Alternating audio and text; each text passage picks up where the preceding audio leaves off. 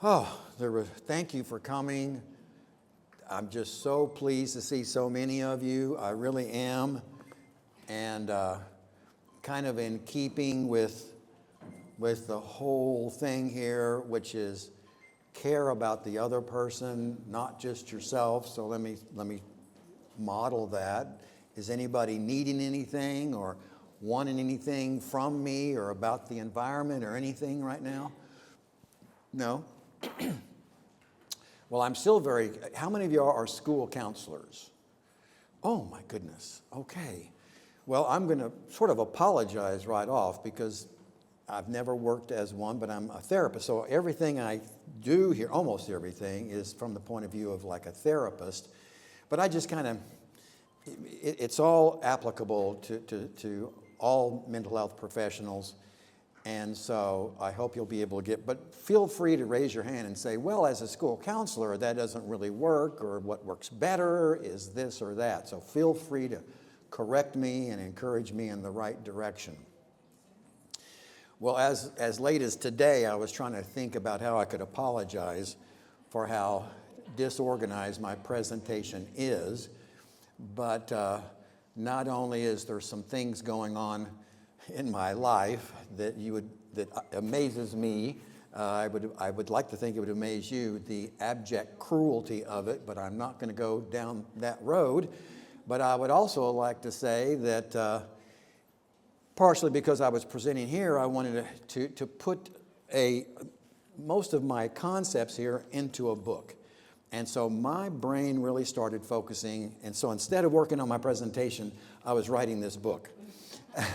And it's not very thick, but I'm still proud. I just picked it up this afternoon, and I brought it and got it published mostly so I could give it out to you guys that are interested in taking home these kind of concepts. Because I have a note here. Somebody asked somebody, if my diagrams and models were available. Well, that's one place it'll be available, but it's also I think maybe like on a flash drive. Oh, okay. So what brings me to this? I've presented this before. Has anybody else heard me present on this topic before? No. You have. Thank you. And so I want to present on it for the rest of my life because you keep seeing the killings, and sure enough, I'm very thankful that something didn't happen this week, although 2 days ago, an 18-year-old got stabbed to death at school. So it's still relevant, just a gun wasn't used. But on September the 4th, sure enough, right where I'm trying to plan for this, a 14-year-old goes into Appalachia High School and guns down 4 innocent, beautiful people. It's just amazing. And I've been following this for a long time, and I have a video, something called, some of y'all don't know about a VHS cassette that you would put in. But I edited down so many news reporters, and they were all saying roughly the same thing. Why? Why did this young man go into this high school 2 days ago and gun down 12 young people? The reasoning and purpose of this has yet to be discovered. And it was powerful to see reporter after reporter, so we were all very interested in finding out why. Some came out, I think, just this past spring from the FBI. And the news was the FBI considering the 65-year-old in Las Vegas who killed over 50 young people at the concert. FBI came out and says, we never could determine the motivation behind this man's shooting spree. Really? Just ask me. I can tell you. There's no struggle here. We know why he did it. And I hope that an hour and a half from now, you'll be able to understand where I'm coming from on that. It's developmental. And I don't have it in here, so I'll just add on him. He grew up with a father who was on the 10 most wanted list of the FBI for being a bank robber. That was his father. So you don't have to go much further than that. Okay, I think that's everything I wanted to say. Any questions? Okay. Well, I thought I might lead out with this, but this was not a shooting and everything. It's just so tragic.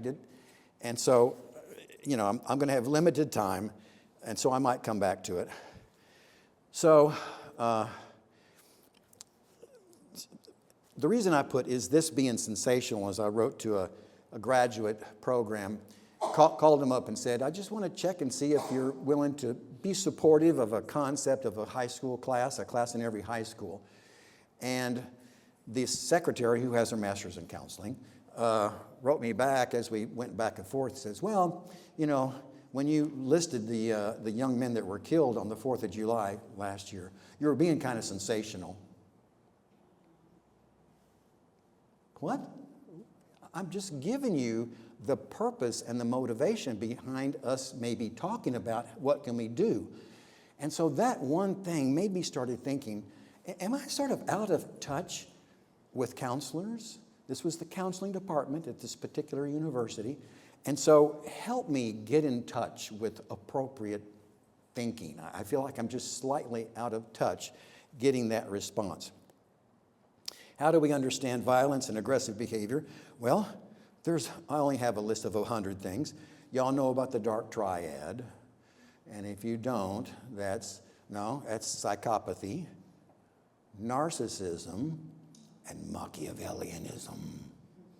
Now, what is Machiavellianism? Well, it's somebody who's acting like Machiavelli. Who was he? The Italian statesman who just wrote a book. I think it's The Prince. How to manipulate everything to get what you want. And really a better word is they should have just said sociopathy. That's really what it should be. Psychopathy, sociopathy, and narcissism. There's a pretty famous sociopath who's living right up to 45 here in a minimum prison in Bryan, Texas. Do you know who I'm talking about? Elizabeth Holmes. I've got this one wonderful machine here. It's called Theranos. Just a few drops of blood, it'll diagnose all your illnesses. Which one of you millionaires would like to invest $5 million? They said yes. She was a billionaire at one point. It wasn't the truth. And now she's living in prison. I don't think she wanted that. Well, don't be a sociopath. Don't lie to these people about what you can do. Okay. A class in every high school teaching mental health well-being, engendering character strength and moral drive of the students. That's what I'm going to be covering. And of course, in my mind, it gets down to healthy parenting. Those are the ones that are there with those kids every single day, year after year. I mean, the counselors and the therapists, we can only do so much. We have the kids, if they come in at all, for an hour a week, where the parents are there every day. What does this say? September 4th, Colt Gray, 14 years old, I think shot 11 people, killed 4 of them. He was taken into custody. And guess who else was taken into custody? Dad. Dear old Dad. Well, there's a part of me, my heart breaks for him. He didn't kill anybody. But I follow with great interest about the young man in Michigan whose parents had given him a gun. About a few weeks before, he went and killed how many at his high school? 4. He killed 4. Where are his parents living today? In prison.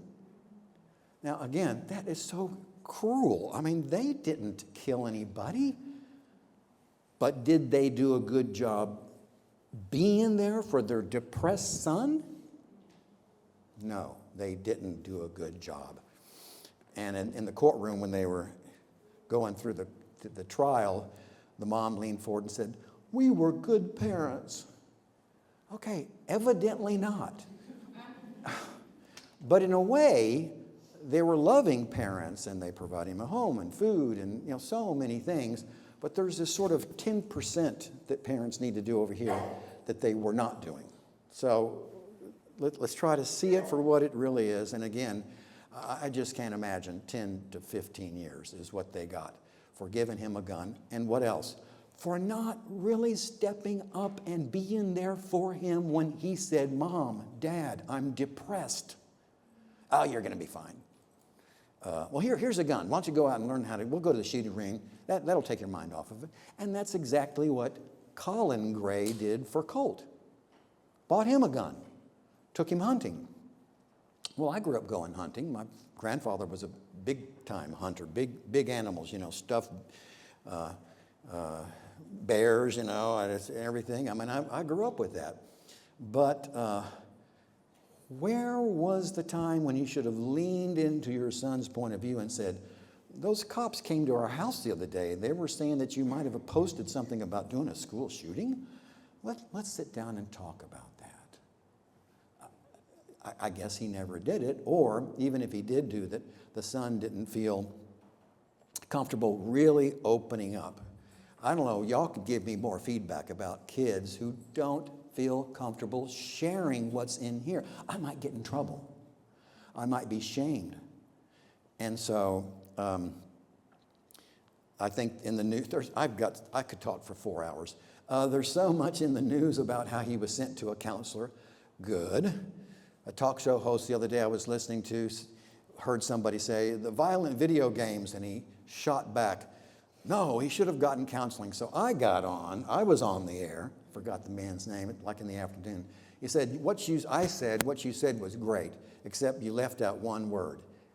I said, you left out the word family. He should have gone to family counseling.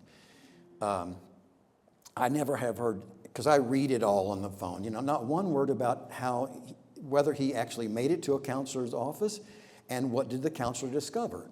Well, is that confidential information? Maybe it is, but I wish we would pass a law that says once you or your child kills somebody, all HIPAA is off the table. We want to know every detail. If you don't want to share details, then roll up your sleeves, read a parenting book or two, spend some time with your kid, and so that you won't have to tell all those details. We don't want you to tell them, but we just want you to really step up. What else did I shared this last May 3rd, and it had been just about exactly a year since the Allen shooting. So we had one right in our area a year and a half ago, and so that was on my mind, and that was his story. 2.5 years ago, and guess what was on the news today? Uvalde, and how they're not turning over all the videos. Why aren't they turning over all the videos? I think it's because the police officers and the other are a little embarrassed about how they didn't do it right. So it's just continues to go on. And I would love to hear later from the school counselors, what should the school counselors have done down at Uvalde High School? Just think about it and let me know later, okay? So you have to mention, Ethan Crumley. He's the one that the parents went to jail. And, that was just terrible. That just really caught my, well, I must have breathed wrong. But did y'all hear about the Oklahoma mom and kind of a support person who were driving down the road to go and visit the kids, I think, and somebody commandeered the car and took them off down a back road in Oklahoma, killed both of them, beat them to death. Who would have done that? Do y'all know the story? You don't? Oh my gosh, it was on the news every day. So, turns out it was the children's grandmother and her 3 buddies that were going to help her out by killing off the mother. are you off your medication? What thinking would make you think that was going to be, number one, okay, and number two, that you were going to get away with that? Of course, so there's a picture of grandmother of the kids, friend there on the news. I watch the news every day. And it just left me in shock. How can somebody be more or less intelligent? I mean, she's not in some institution, and yet so completely unintelligent. Okay, I do a lot of writing. How am I going to summarize this? Look for a formula. Number one, understand what's going on. What does that mean? Then provide a solution. Well, I have read article from APA and other articles, and then finally a psychiatrist had his show, tune in, Wednesday at 2, and Dr. Where's his name? Not Peter Langman. Anyway, a psychiatrist will talk about school shootings. So it was very interesting, but he got to the same place that the big, long article, from APA is these kids, it looks like, are not suffering from a severe mental illness. So we really need to back away from that and not say that they're severely mentally ill. Well, okay, I kind of hear where you're coming from because that's shaming, but what are you going to say after that? Well, they don't. They don't go to the next level. The next level is where Dr. Peter Langman went this summer when he did a 3-hour video presentation on school shootings, and he said that they are still severely psychologically not well. Well, thank you, Dr. Langman. He's a psychologist. He's presenting today. Has anybody read his 2 or 3 books? Kids Who Kill, wonderful. School shooters, he gives you all the details. I don't know how somebody can read all those diaries, all those court records, all those police records, and then put them into a book. It's unbelievable. And the story of Kip Kinkle. Does anybody know the story of Kip Kinkle? Let me share that with you. He was the school shooter before Columbine. And there was a TV show, I hope it won awards, it was so good, called The Killer at Thurston High. The Killer at Thurston High. Go to YouTube and watch that special TV, what do they call, Frontline kind of a thing. Oh my, I could talk for 10 minutes on that alone, but his psychologist and his parents didn't do everything that they could have done. So I kind of just said that there. So I decided to go over step 1, step 2 there. And it's a handout I give all my couples. I guess a few of you are interested in learning like some therapy skills. And maybe, yeah, okay. Well, I have a whole list. You'll be seeing it here in a minute. And it's my 10 pillars of good communication. I really have 20, but it's enough just to go over the first 10 that's immediate and they can handle that much. But I call that step 1, even though there's 10 things, because I want to contrast that with step 2. Step 2 is what we almost all do every day of our lives. And we don't realize we're starting with step 2. Step 2 is, hey, young man, what are you doing in here? Well, that doesn't matter. This is not the time. It's not the area of the school where you need to be walking. This is not the time. This is school time. You need to be getting back to your... Okay, you're doing the right thing. He needs to be directed and controlled. But what happened to step 1? Step 1 is, hey, what's going on? Oh, you got bored in class. Yeah, what class was it? Oh, trigonometry. Yeah, I get where you're coming from. It's kind of boring, yeah. Well, do you think question, that's on first, ask a question. Do you think you might want to go back and go to your next, oh, you don't really feel like it? Well, what's going on? Oh, somebody's giving you a hard time in class? Well, let's walk down this way. I want you to tell me more about that. Be there for them first. Step 1. And at the right time, shift into step 2 is, Oh, I wish I could talk longer, but you know, at this time, it's time for you to get back to your next class. Is it okay if we I'll walk you over there, okay? And you can go back. They'll probably say, sure, go ahead. Is that clear? Say the words that they need from you. And I usually say it's words that are music to their ears. How you doing? What's going on? Oh, gosh, that's not good. And parents who love their children with all their heart, nonetheless, start off with step 2 over and over and over again. And thank goodness 95% of those kids turn out just fine. Anyway, but something like 5% of those kids, because of that over and over and over again, and I think Eric Harris was one of those kids, Columbine shooters, Eric Harris, Dylan Klebold, probably got from his parents this step 2, and the other 5% struggle, and maybe I'll get to it, with, here we go. I'll go to the top of this slide. What should we do about school shootings? They ask it all the time in the news. Well, we have to get clear plastic book bags. Okay, well, that's not going to make all the people that make the colored ones very happy, but that way you can see. Metal detectors. At the Appalachia High School, there were no metal detectors. Well, then there's the answer. Let's get those metal detectors going to catch that gun when it comes in. And the teachers had panic buttons. Thank goodness they pushed the panic button, and those people, the officers rushed to the rescue and kept the number of people killed down to 4. That's fantastic. I'm in favor of that. More resource officers. There was something about a law that was passed a few years ago here in Texas, and we have to have more resource officers. Okay, that's going to cost millions and millions of dollars. And thankfully, I think Texas had that, but I haven't heard lately whether we've succeeded at getting a resource officer in every high school. But that's a lot of money. But here's my point.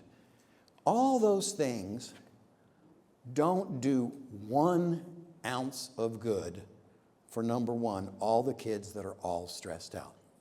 In fact, they might even be more stressed out walking and seeing this officer there. I love that song by 21 Pilots, y'all know? Yeah. Number 2, it doesn't help the ones that are feeling very sad and anxious and kind of alone in the world, maybe with low self-esteem. Doesn't help them at all. Number 3, feeling depressed and hopeless, maybe with some attachment issues. Feeling full of teenage angst and feelings of being rejected in the world. Oh gosh, Peter Langman, I was just watching it this week. These shooters had such low self-esteem. They call themselves like a worthless mouse. I'm just nothing but an insect. The girls, they won't. I haven't even had sex yet. I haven't even. He called himself a kissless. So I guess he hadn't been kissed by a girl. And nobody. All these words in their diaries that were just, oh gosh, just so sad, so empty, such low self-esteem. All these things like metal detectors don't help them out one bit. I'm not against them. I'm just saying, where are we going with this? And of course, we all know about how terrible it is, how many kids these days are reporting feeling suicidal. We need to be looking at that. And of course, suicides happen all the time. I guess if I were to go back to that second slide that I skipped through, did y'all hear about the 17-year-old who jumped off the overpass of the highway? I almost don't want to believe it. I mean, how could, well, she must have had a terrible life. No, she was a wonderful cheerleader, not only a cheerleader at high school, but they competed. Where did they compete? America's Got Talent.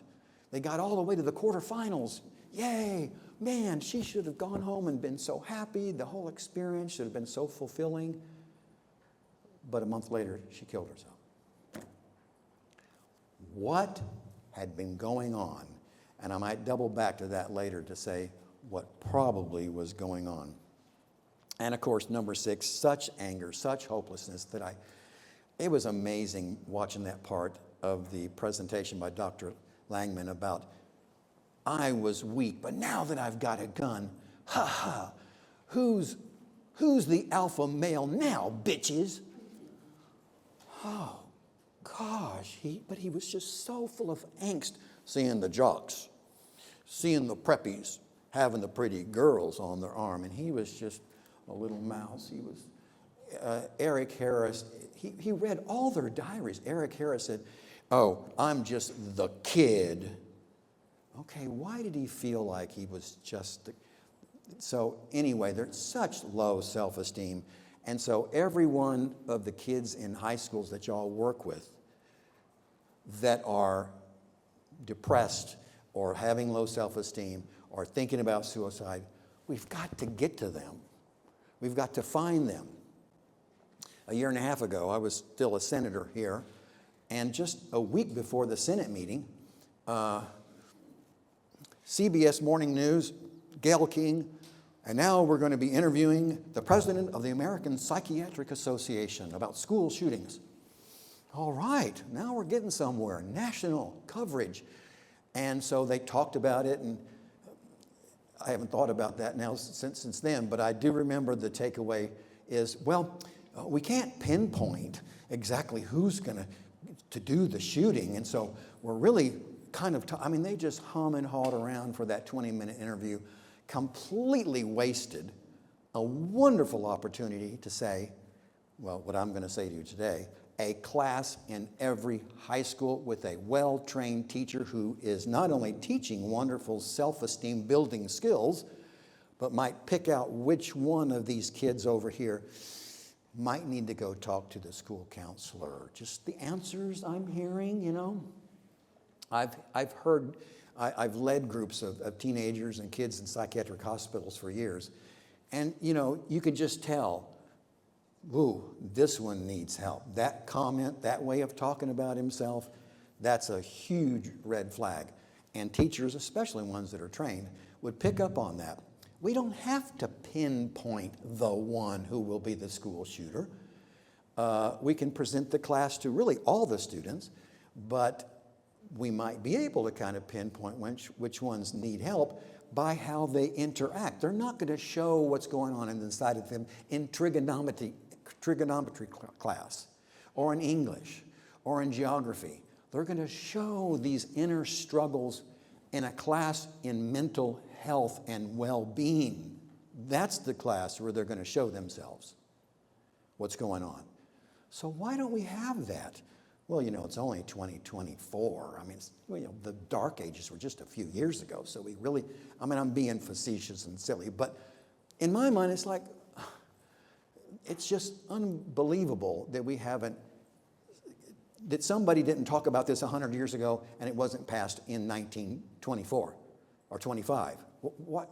It's just so, to me, it's just so obvious. Help them out. Let's get them the help they need. And of course, there's so many professionals across Texas that are doing a great job in their nonprofit over there. I'm really involved in Grant Halliburton. Anybody know Grant Halliburton? Yes. If you see my car, the sign, the Hope Party is coming up in a month. You go and you pay money, and that helps keep the organization going. And who is Grant Halliburton? A young man who killed himself years ago. It broke his mother's heart.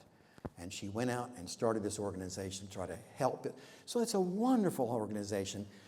But, it's reaching how many of the kids in the state of Texas? I don't know, 1 in 20, maybe 1 in 10. The other 9 are just floating around. They don't know about that silly meeting down the hallway. So we really need to have it. 7 million children in Texas. We need to have something for all of them. This class, this is the class you have to take before you graduate. I'm sorry. Here we go.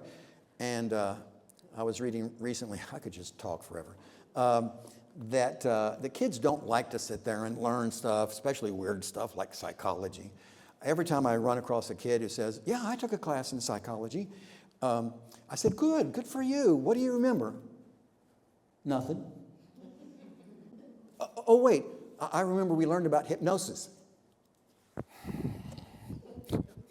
Good for you. Now you know about hypnosis. But what did you learn that helps you know how to have better social skills, or how to talk to your mom and dad and tell them the truth about what you're really feeling inside. What did you learn about that? So anyway, what else do we have here? Well, I tried to do what other people do that are presenting here, because ideally, and you see it and it's great and we love it when somebody presents all the statistics from this research and that research. And I went into this on May 3rd with the Dallas Metro Counseling Association presentation, and I think I explained it pretty well, but I looked it over the other day. I went, that is just so not necessary and so unhelpful. But that was just my bid last May to meet the quality of teaching the people that attend what the research is saying. And so if you want to look that over and absorb all the statistics on balance, judgment, justice, go right ahead. Now here we are. I think I've kind of gone over this already. But this Dr. Paul Applebaum is a psychiatrist, and very good presentation. I really enjoyed it, but you could communicate with him. So he went through this thing saying, of course, at the end, of course, these kids are not severely mentally ill.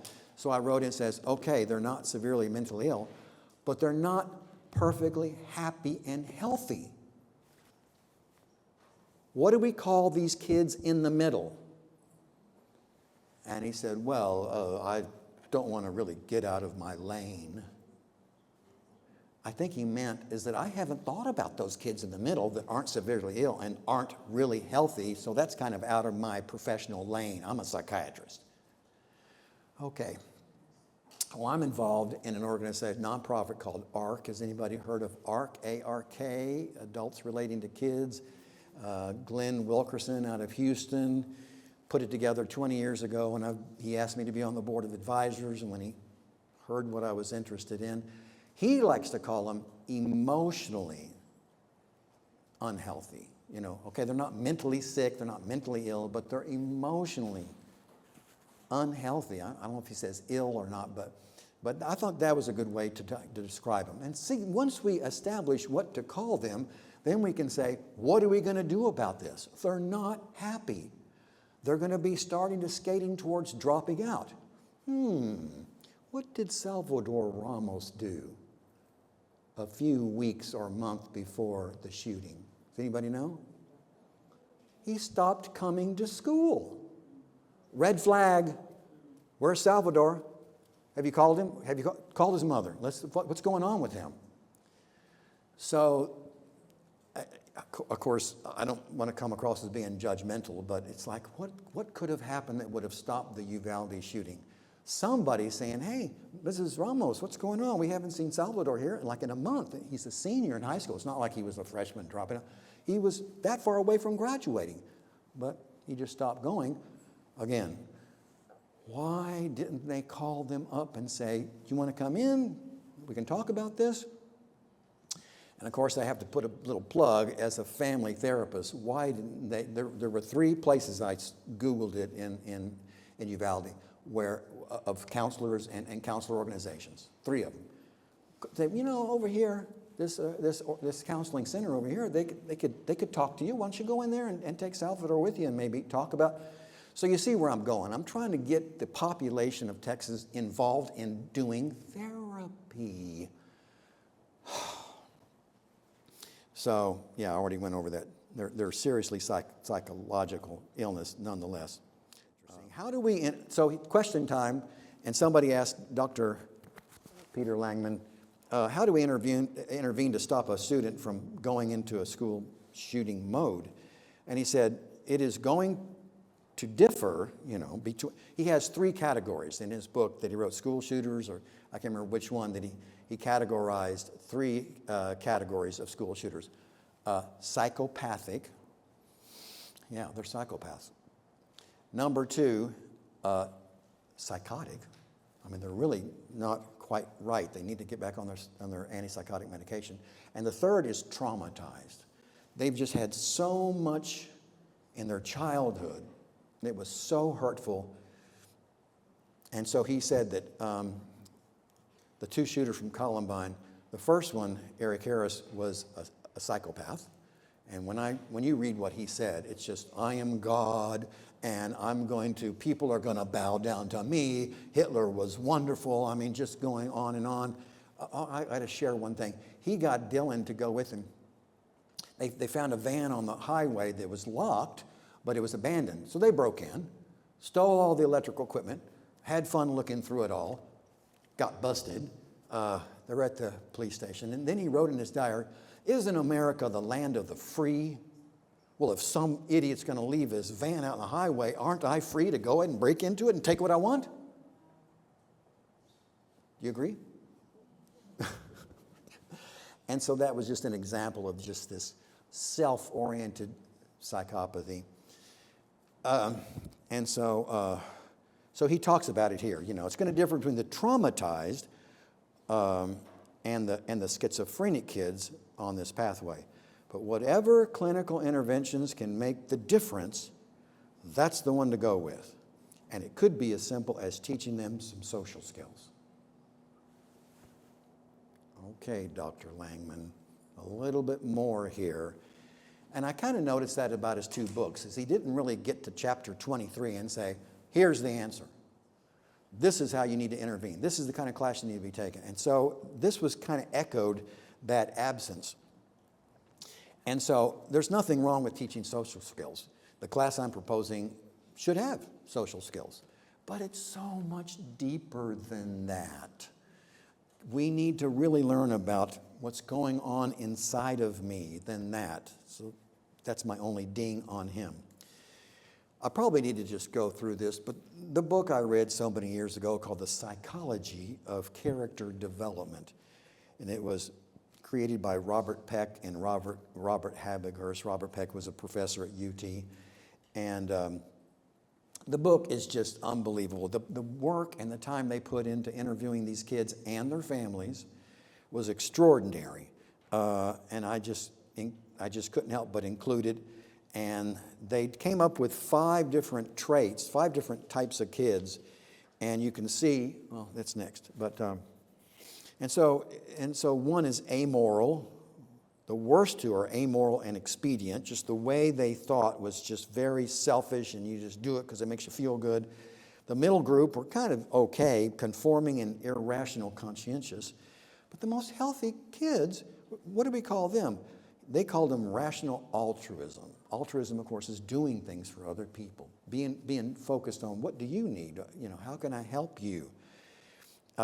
They researched the characteristics of the families of these and did a statistical analysis between them and the personality characteristics of the adolescents.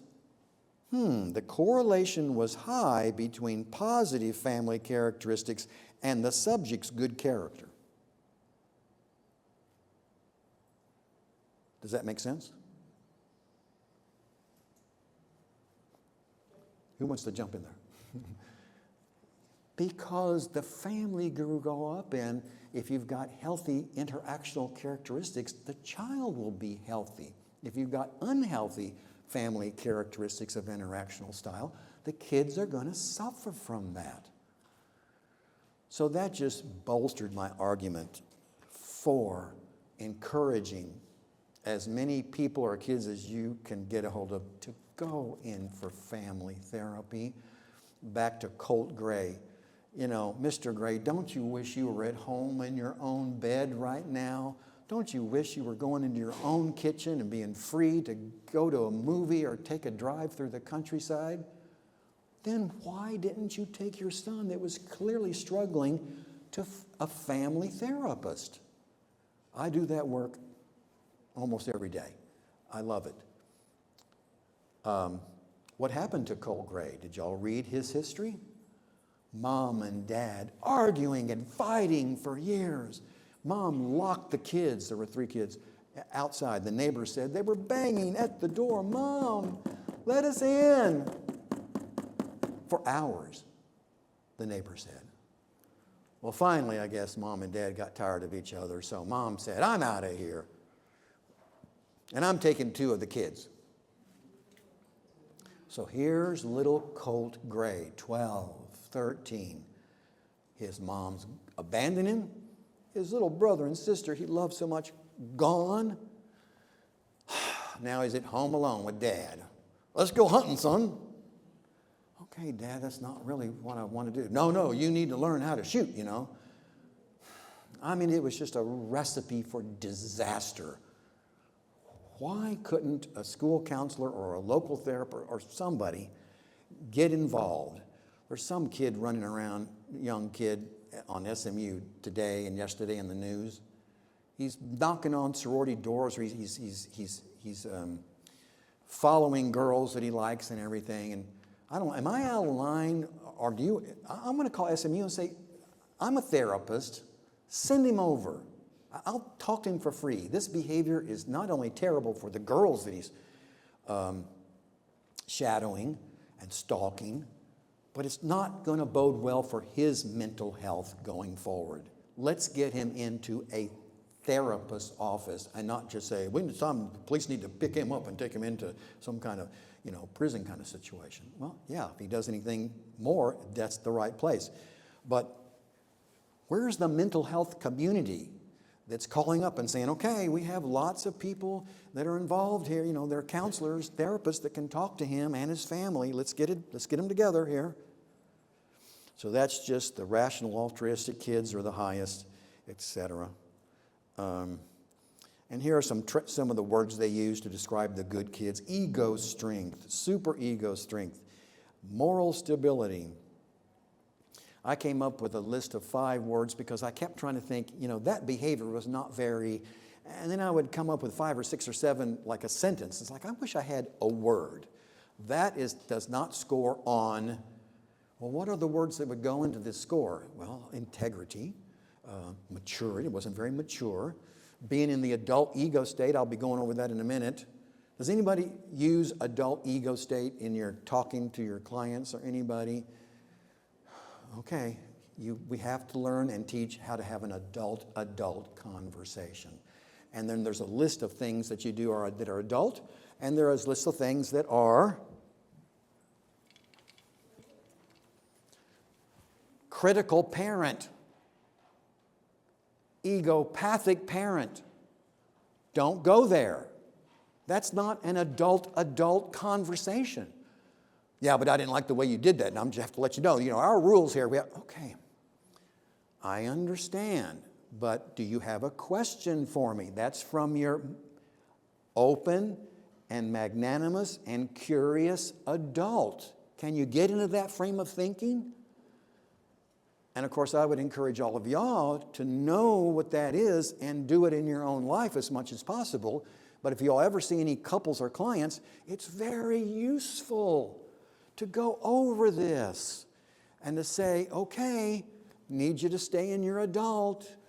And they get it, and they come back and they say, we really tried to stay in our adult this week, but, one time she got out of her adult, and I told her that's not the right way to do it. Where did you just go? Critical parent. That's right. So that was not good for you to go onto that you're screwing up kind of an attitude. That's not good. But you see the 5 words at the bottom of the screen. IMACE. We should all be reaching for that.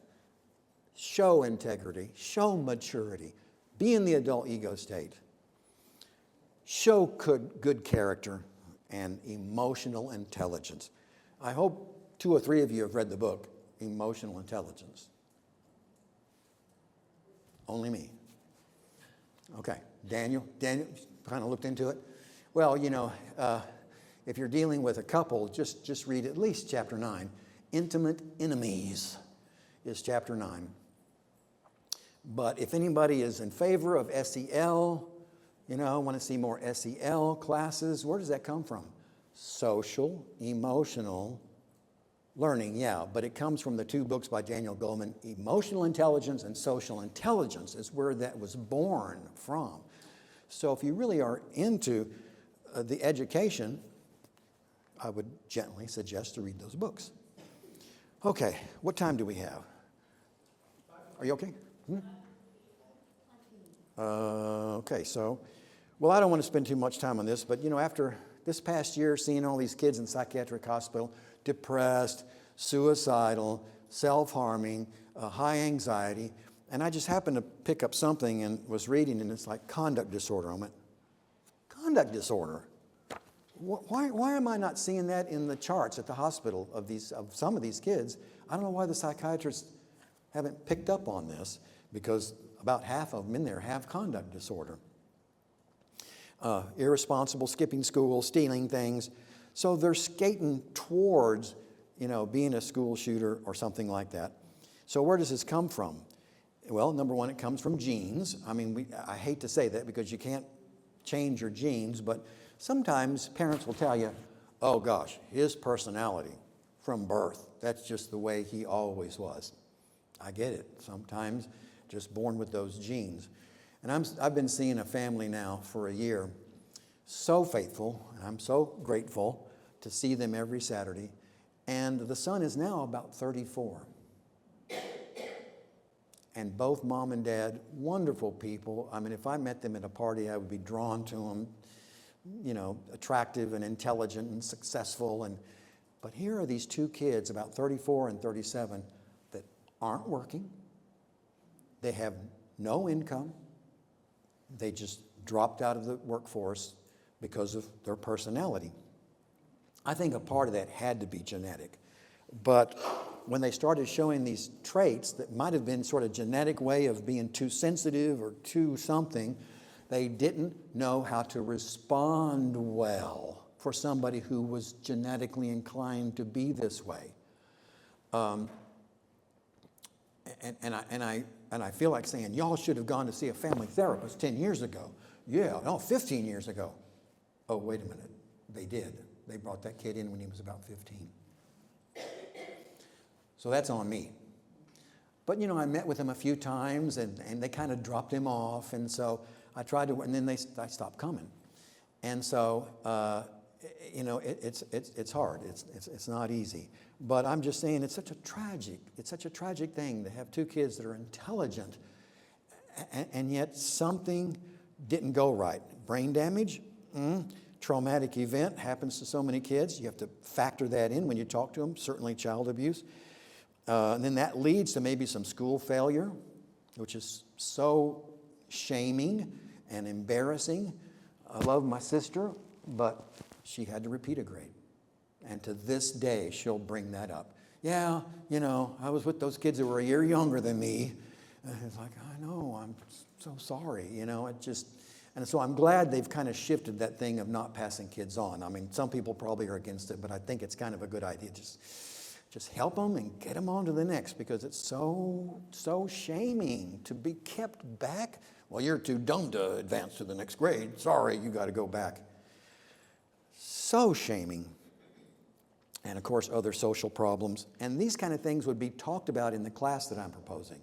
So how to prevent school shootings? Yes, I've leaked out my ultimate answer. Have a class required of every student covering psychological, emotional, social concepts.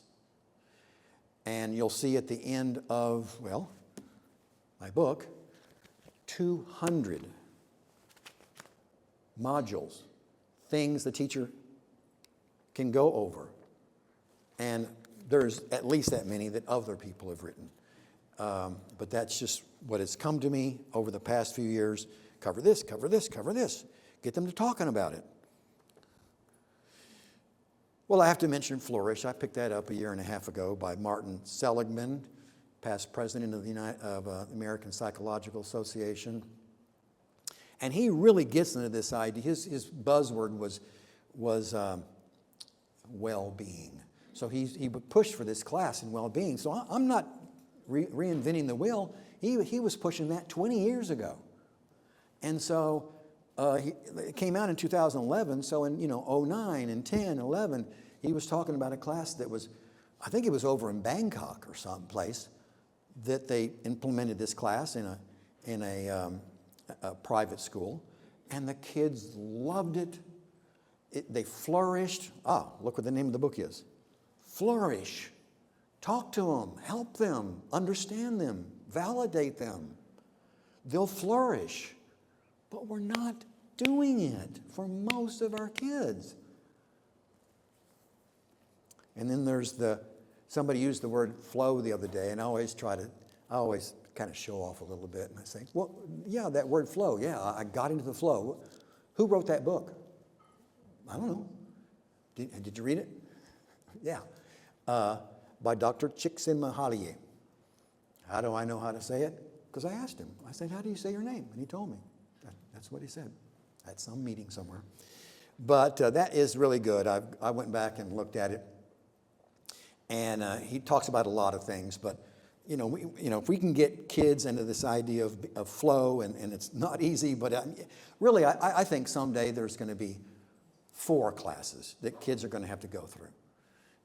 Not just one. I mean, this is something that's deep and it's difficult to work through and know what to do and to have the neurons grow and develop in a way that's full of integrity, maturity, adult ego state, character, and emotional intelligence. That grows through talking to them in a kind and caring way, of course. And of course, we're not talking about a teacher standing up in front of a class saying, okay, today's lesson is on hypnosis. Now, there was a Dr. Sigmund Freud back in 1890. Yeah, kids will tune out with that kind of approach. But no, the way I led these groups in the psychiatric hospital was interactive and dynamic. And of course, I was always going into step 1. Okay, well, why don't we just get out of here and go out there and have time outside? That would be a great idea. Wouldn't that be great if we could just get out a group and just go on outside? It's kind of a nice temperature. Y'all could shoot some basketballs. You go with it, and then you kind of just... But, what I wanted to go over first was, and then there they are for the whole group, and listening and learning. We must take what we have learned, these books, and apply the epistemology to the creation of a curriculum that best enhances the child's growth towards those 5 things. That's the name of Peter Langman's, one of his books, Why Kids Kill, Inside the Minds of Shooters and School Shooters. That's it. There's the 3 types, psychotic, psychopathic, and traumatized. This is amazing. I had to stick this in there. He is brilliant, or I don't know. He has no hobbies. This is his hobby, I guess. Off to the left, you can see Harris and Klebold. That's the 2 Columbine shooters. The whole list of shooters next to that all mentioned Klebold and Eric Harris as their idols, their heroes. I think about Dylan Klebold and Eric Harris every day. I thought what they did was wonderful. All those kids say that. And then he goes to the next list, and they referred to some of these people, but also they referred, so it's not just these, but it's some of these here. And then some of these here refer to these people. They refer to these people as heroes and what they want to do. That's who I want to be. And then they would, the list, there's Adam Lanza, Nicholas Cruz. Where was Nicholas Cruz from? What a story. I just learn all this stuff, so it's just on my mind. I just follow every time they say something about the Harriet Stoneman Douglas shooting in Parkland, Florida, and should they put him to death or not? And there was some recent news, but oh gosh, this story is just unbelievable. Why that wasn't this glowing red flag? But I guess the school counselors didn't know what kind of a life his mother had, who gave birth to him and then gave him up for adoption. And then as a boy, he had a mom and dad, but then his dad died. That's a huge loss for a boy. And his mother used drugs and alcohol the whole time she was pregnant. And somebody said something, she says, well, I'm just going to give him up for adoption after it's all. I don't care. Why don't we have a TV show on every night? And we did for a while. We had those great shows on parenting. There were like 3 of them. I watched they were great. Y'all remember them on parenting? One was called, I'll think of it in a minute. But anyway, The Nanny. One was called The Nanny, I think.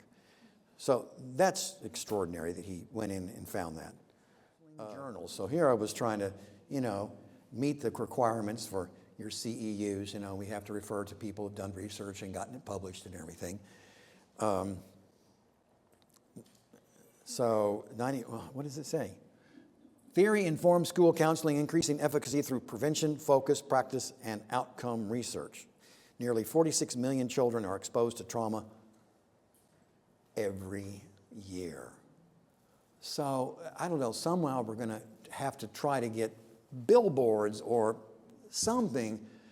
You have a baby, you have a big responsibility. Number one, don't traumatize the child. And number two, protect it from somebody else traumatizing this child.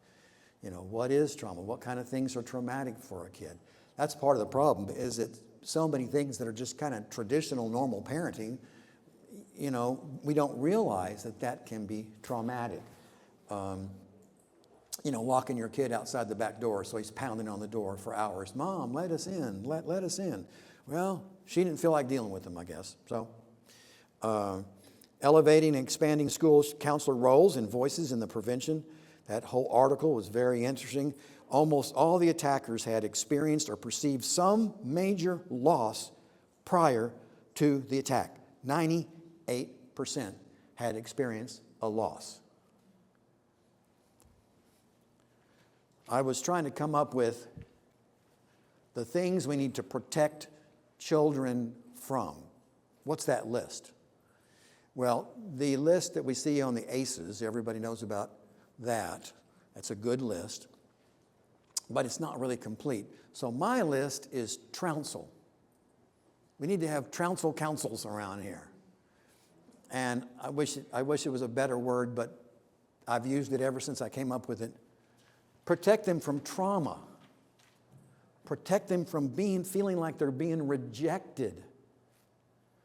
Protect them from abuse. What are the 5 kinds of abuse? Name one. Say it real loud. Emotional. Sexual.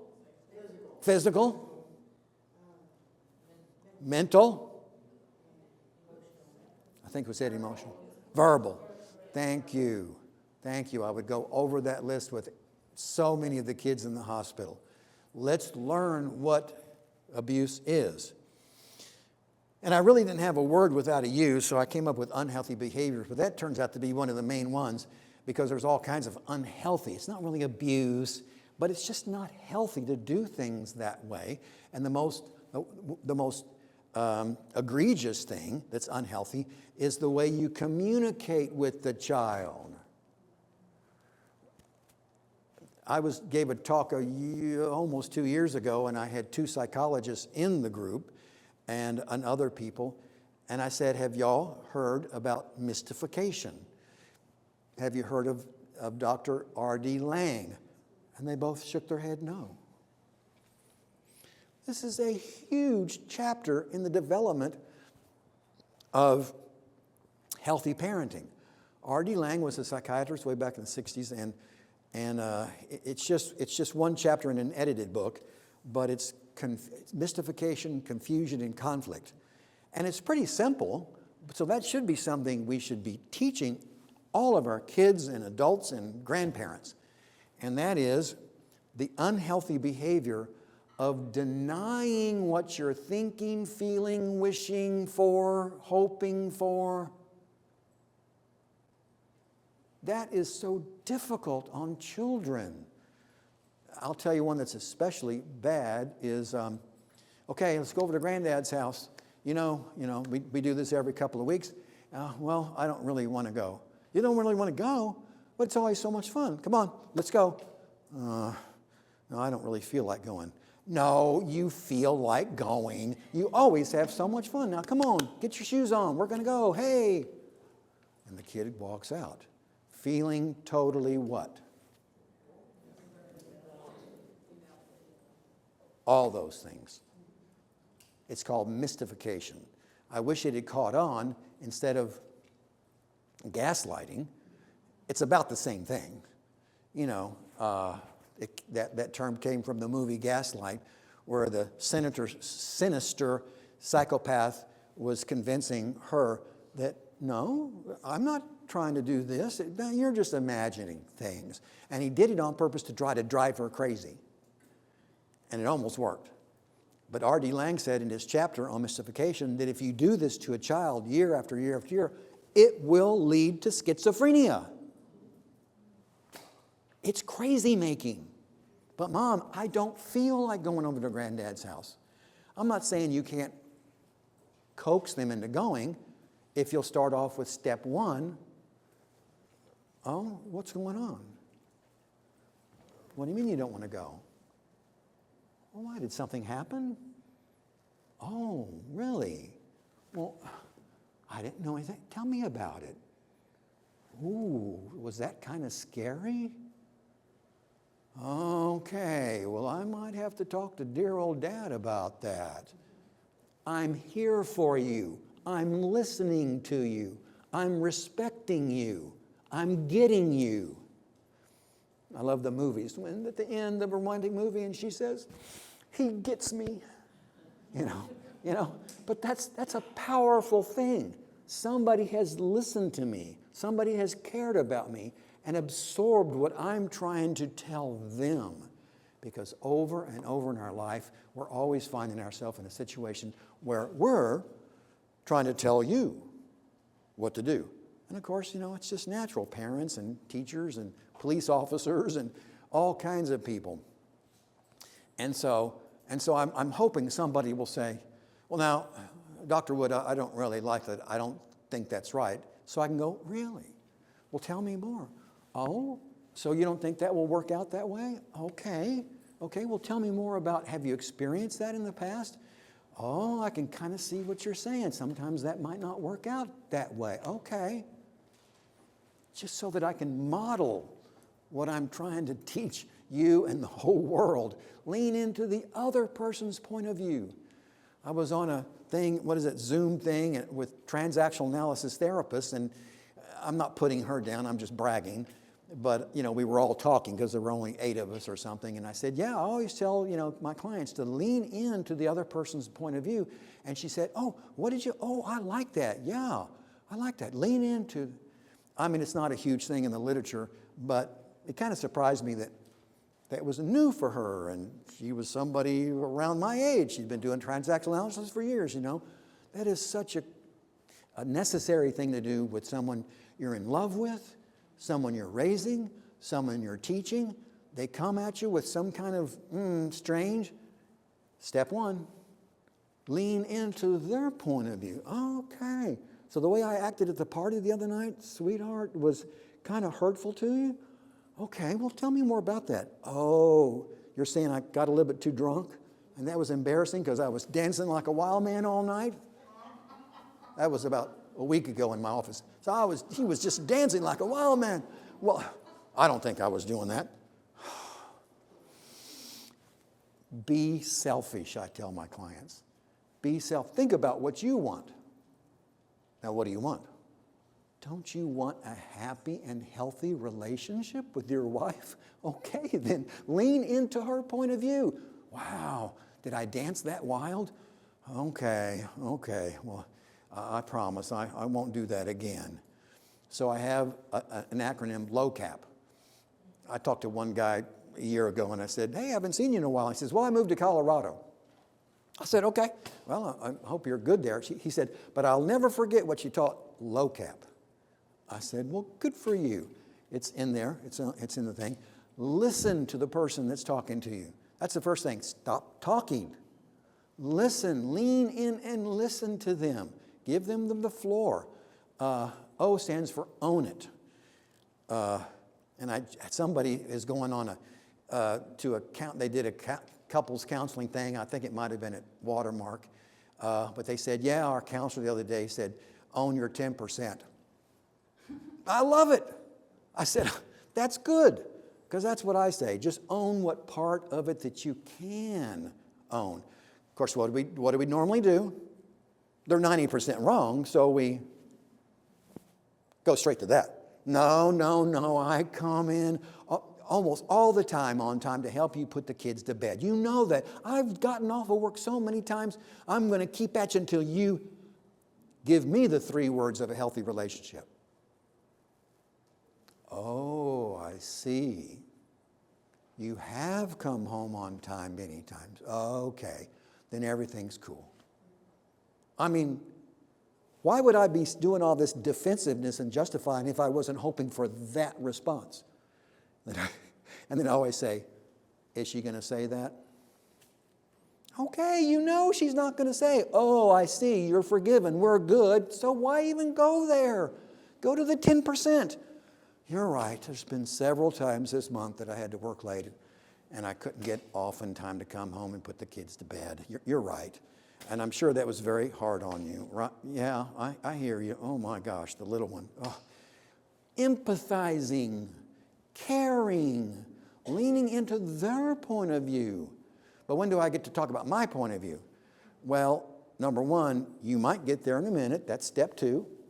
But a lot of situations, you never get to step 2. And you have to be okay with that. I'm selfish. I'm trying to get what I want. A healthy and happy relationship.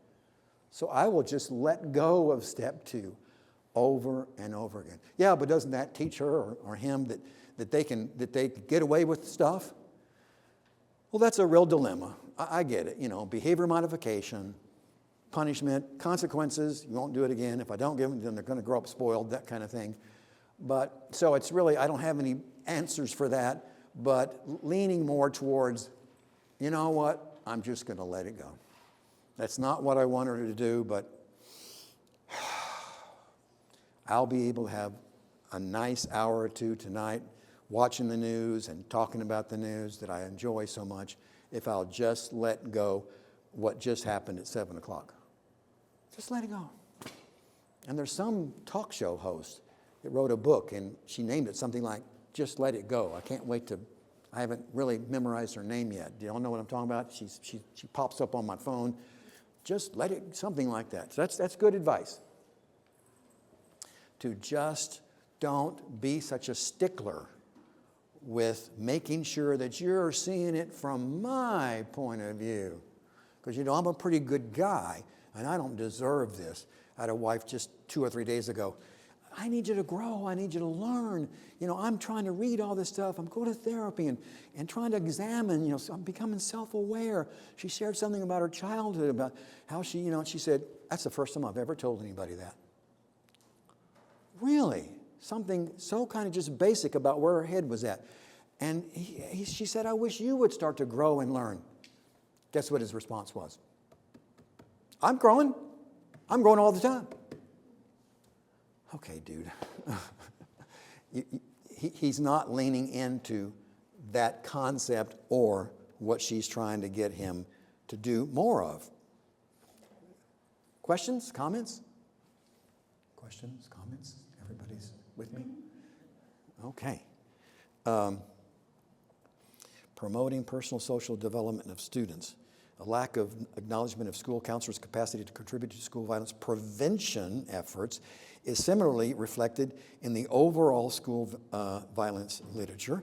Although the Journal of School Violence, there's a journal called the School, was initially created by a counselor educator, and focused on the inclusion of counselors in prevention and intervention efforts. The publication has moved away from counselors as a primary audience. How'd that happen? So I had to include that because that just doesn't sound like the right thing to do. How can you move away from the counselors that are right there on campus, ready to step up and to check out this kid and to talk to this kid and to help the mom understand what they need to do? A lack of clarity on the roles and responsibilities of school counselors in school violence prevention has hampered the efficacy of preventative efforts. The lack of a clarity of the roles and responsibilities. Although school counselors' roles and responsibilities already align in some ways with school violence prevention efforts, well, sure it aligns with that. Evidence-based or research-based intentionality is lacking. I guess we have to kind of guess what they're saying there, but they're not reaching out to school counselors. Okay, here's the training, here's the procedures. This is the communication skills you should have with the student and with the teacher. I have to give her a plug, if I can remember her name. A teacher of mine from TW, now he's from Fort Worth. I think she's at the other TW, but she has the whole solution-focused organization. Has anybody tapped into all of her information? Or she had a whole conference this summer that she went to, and if I can remember, I'm sorry? Yes, good for you, Linda Metcalf.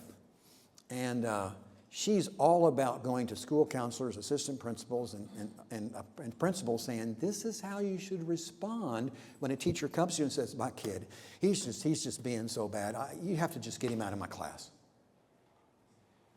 She teaches you how to interact with that teacher, to interact with that kid in a way that's helpful.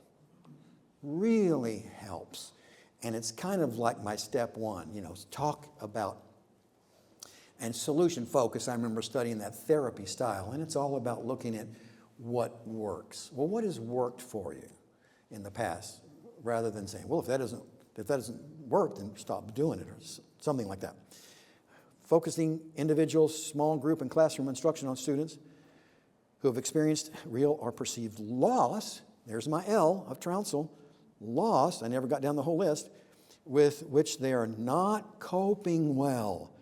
Would align school counselors work with larger school violence prevention efforts? Let's keep in mind trounsel. Tell me about it. Have you lost anybody? Little Cole Gray would say, well, my mom moved out a year ago, and she took my little brother and sister. Oh, man, I'm so sorry. Do you miss them? I bet you do. That's so sad. That's a huge loss for you. The kid that I named before in Michigan that shot 4 kids and his parents are in jail, he lost his dog, his little buddy. I don't think he had any siblings. He lost his dog. He had a good friend, though, who moved away. So these were the 2 things that were kind of keeping him going, and he lost them both. Where was mom and dad? Oh, you'll be fine. Go play some video games. Mom would go off and play with her horses, and dad did whatever. They just didn't know how to tune in to what are you feeling, what's going on here, trauma and loss, and maybe abuse somewhere. Well, I'll tell the story real quick. This guy came in from Chicago. He'd grown up in Chicago, and his parents got a divorce. That's a loss. And then 2 people, some friend or some person was engaging in inappropriate sexual contact. And I said, well, did you tell your mom? He was living with his mom. No, she's got her new boyfriend, and she's all busy with the kids and everything. And then he would go spend time with the dad like every other weekend. I said, well, did you tell your dad? He said, no, it just was weird. I didn't want to tell him about it, right? And so he's struggling with his marriage. That was years ago. He was struggling with the marriage. They were fighting and arguing. And his dad had moved down to Dallas and lived right near him. I said, let's get your dad in here. My motto is the more the merrier. Bring in your uncles, bring in your cousins, bring in your grandparents. Let's have family therapy where we can all talk. I mean, it does take some skill, I have to admit, but got dad to come in there, and I said, we heard about the empty chair technique, pretend you're deaf. His dad was there. He was sitting there. He told his dad. He told his dad about being abused. And his dad did perfect. I'm so sorry, son. I did not know that was happening to you. I wish you had told me. I'm so sorry. Healing. He got it out. He got to tell his father who loved him what happened. Family therapy. Powerful. Well, we have to mention the ACEs, of course, real quick. Reported by Dr. Pelosi. He reported on that. That's how I really learned about the whole things there. So y'all know about this, but 20%. And it's not, there's no scaling. There's no a lot or just a little. It's like, were you exposed to some kind of substance abuse growing up? Yes. or no. 27% said, yes, I was exposed to it. And a loss of biological parent, loss, death, suicide, murder, those things, yes or no. 23%, have you experienced depression, some suicidal thoughts, etc.? And then 3 categories of abuse that they put there: physical, sexual, and psychological, emotional. And so that's wonderful. When I saw him presenting that, I thought, finally, we're making a list of these things. And of course, what's the next step? Get this list to the parents. How much of this is going on in your child's life? Because if there's a lot of it, if he scores high, troublesome things are going to happen. Just be aware. I think so many parents just stumble through, they're going to be fine. And anyway, so, didn't go. There it is. Okay, that's my trounsel. So unkind, uncaring, neglect, of course, everybody knows about this. One that I'm really proud of having is chaos, because a lot of parents, especially if you're in the Army or you have a job, a big corporation, well, my corporation moved me around. There was one man that came in, he was a professor, I won't tell you what, but at a local university, and he was kind of struggling with depression. And his father was either a professor, and he lived in this country, and then they moved into this country, and then they moved back to America, and it's like, well, that's where I have to go. And so my heart goes out to him, but the bottom line is that he would make all of his friends, and then he'd move to a foreign country. And then he'd make new friends and kind of learn the language, and then move to another country. And so that had an effect on him terribly. Back to Kip Kinkle. His parents were smart. They were Spanish teachers. And the older sister was really smart. She was picking up on that Spanish. Let's move to Spain. We can really practice our Spanish. Okay. So they go to Spain, and for 2 years they get their Spanish down really good. And I don't know, it doesn't go into too many details, but when they're on the plane to come home, they're still talking Spanish, and poor little Kip says, "Oh, more Spanish, no more Spanish," because he had struggled learning English when he was 5 and 6. He was struggling with that. Here's a good idea. Let's go to a foreign country where only another language is spoken. Maybe that's not a good idea. Hate to tell you the end of the story, but he shot and killed both his mother and his father. Killed them. Kip Kinkle. And they went to school and started shooting people. You've got to be aware of what does this child need and what do they not need. Be aware. Think about it. I'll skip over this. Abraham Maslow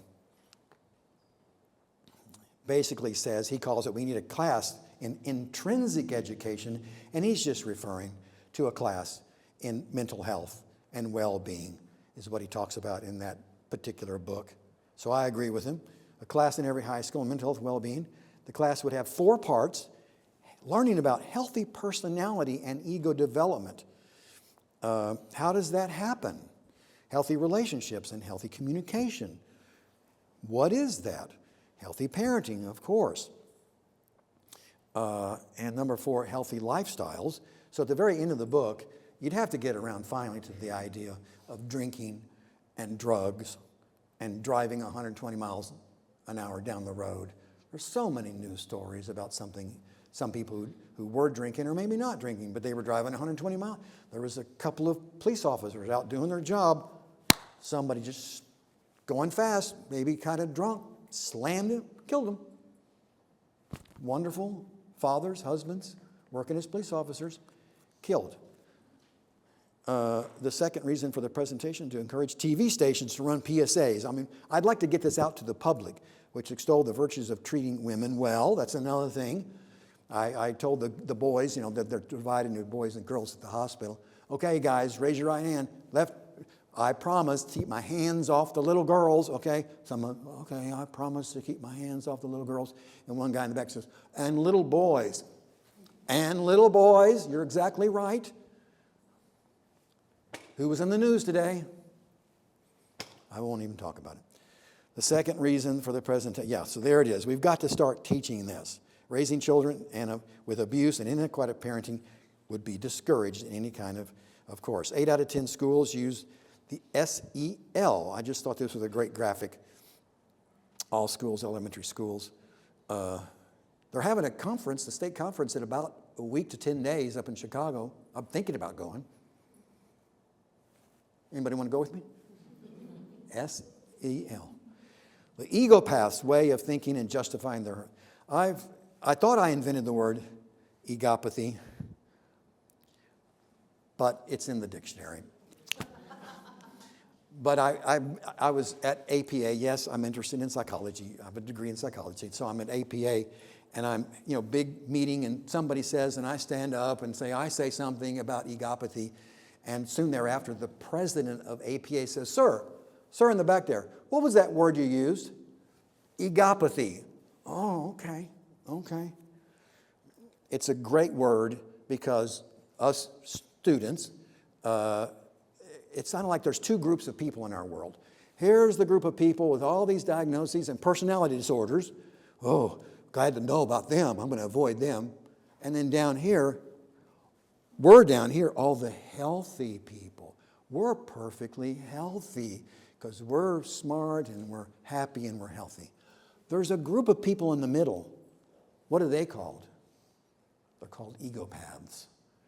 And so that keeps me from having to sling around words like narcissist and borderline. I tell people who call or come in all the time, you're not narcissist. Thank you. Yeah, no. But that doesn't mean you don't have some behaviors that I would call egopathic. Yeah, and of course emotional intelligence, we already talked about that. 5 different types or things about emotional intelligence. Knowing what you feel, being able to understand why you feel that way, being able to manage your feelings, emotional intelligence, being able to communicate, sweetheart, I got to tell you, when you go and do this over and over again, I'm left kind of feeling alone and, even like unloved. It bothers me. Can you communicate how you feel? Number 5, can you care about the other person's feelings? Y'all know about that. Wow. Do we have time? I went over this 2 years ago here at TCA. Anybody attend? Anybody remember attending that? I just like the idea, it just occurred to me one day that we can organize all bad parenting. The A is all the angry, kind of abusive. I would call it too much structure. The opposite of that is too little structure. So that's bad too. On the right is the B quadrant. That's overly involved helicopter moms doing their homework for them. I don't feel like doing it. Well, that's okay. You don't have to. I know it's hard. 5 minutes? Thank you. And the opposite of that is a whole lot of D words that some people can't help. You just can't help developing a disability. You can't help developing a disease. You can't help it when you're sent overseas because you're a soldier. You're fighting, you're protecting America, etc. And so, but that's hard. That's very hard. Emotional distance due to a cold personality style. Kind of Mr. and Mrs. Crumley of Ethan Crumley. So, wow. I'm reading all this about all the different diagnoses, and my brain just likes to organize things into pictures. So there's 5 things if you want to know what's going on with the school shooter. Well, number 1, they're probably struggling with some depression and anxiety. That's number 1. And then the 9 numbers are, if you gave this to somebody, can you circle? Let's say it's somebody you're counseling. Circle, how much depression have you been feeling the past month? Number 2, psychosis. If they're talking about, seeing things or hearing things. Okay, well, that's going to have to be like a 5 or a 6 down here. Okay, can I put that down? Okay. Egopathy. The person is very self-centered. They see everything from their own point of view. Well, you start getting down to 7, 8, and 9, then you might as well just skip over to the last one because that just becomes psychopathy. You're just thinking about yourself. You only care about yourself. And the 4th one, of course, is criminal behavior. So many of them are getting. That's the conduct disorder that I talked about, and a little bit of maybe sociopathic. But I just felt like I wanted to organize the why of the violence, because people are always writing about why somebody does something, and you can't always say, well, because this happened when they were 5 years old. Sometimes so many psychologists and people, well, the reason is because of their diagnosis. And that's legitimate. That's fine. So I just tried to map that out and try to make it so people could report where they think they fall on these 5 areas. That's great. I have to skip over it. This is amazing. I guess I don't have time. My conflict model is I presented this to the division last year. I don't know if they got it. I think when you do it over Zoom, it's like, okay, how long is going to have to go? Okay, circles. I'm telling you, I just did the B4. If you remember B2 and B4, well, you did this. Okay, but what did you do right before that? Well, yeah, I got a little angry, but what did you do in the A1 position? I went and got some groceries. That's pretty innocent. I went, yeah, but I told you to be back by a certain time. Oh, okay. But the B person doesn't respond to the A person with equanimity and emotional intelligence and empathy. And so a lot of times that turns into a big conflict. And so it keeps going on. So it's B1, B2, and then the next response is B3 and B4. So I don't know. I'm going to try to write on what is your B2 and your B4. How did you respond to the other person? Because that almost dictates how they're going to respond to you. So you want them to respond well? Then respond well to them first. But no, I'm not the one that's the wrong person here. You know, I'd react like any parent, like any boyfriend or husband would respond, because that's, so I think you got the picture. Transactional analysis? Anybody do transactional analysis? I'm okay, you're okay? No one, okay. Parent, adult, child, ego states. I split them into 9. I won't go into it, I don't have time, but happy child, wounded inner child. I presented this to the national conference with Van Joins, who wrote his book on transactional analysis. I said, Van, do we have the wounded inner child in TA? He says, no. John Bradshaw has it in all of his books. I hope you all remember John Bradshaw, The Wounded Inner Child. This one, here's the adult. Let's live in here. Try to be in the 3 adult ego states. And if we can get that in our mind, then we'll respond to our child or the person we love much better, and you'll have a much better relationship. And I laid out the details in that slide. That one's too complicated. IQ, y'all know what that is? I hope y'all have good EQ. But do you have good SAMQ? I just made it up this last spring. But I'm excited because somebody can say, oh, I'm not very good. I don't talk to my mom. I don't listen very well. Da, da, da, da. Am I going to jump on him and say, oh, low EQ? No, I'm going to say, good for you. You score a 10 out of 10 on your SAMQ, your self-awareness of your mental health and relationship skills. Good for you. Oh, okay. So that works out well. Oh, I won't be able to go through that.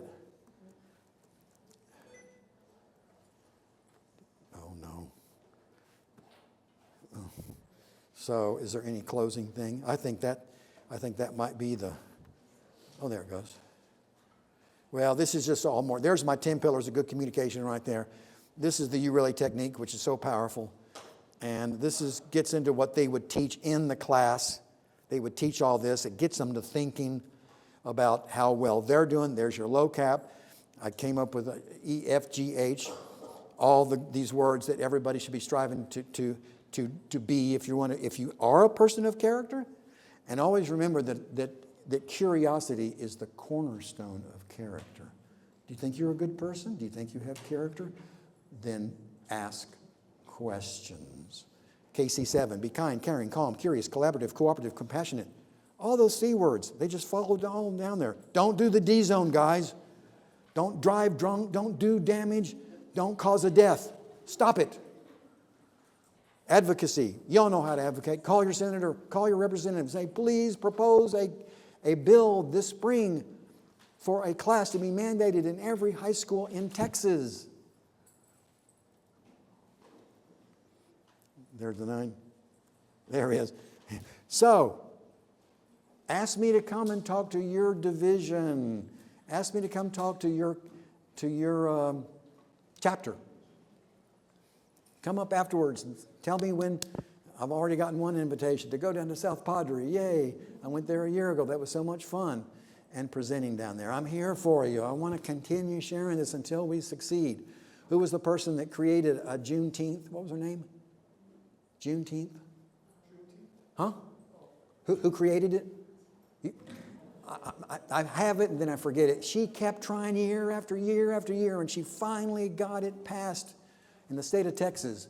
And I thought, wow, I want to be just like her. I'm going to keep trying and trying until they pass this. Ellen May or something like that. Okay, that's it.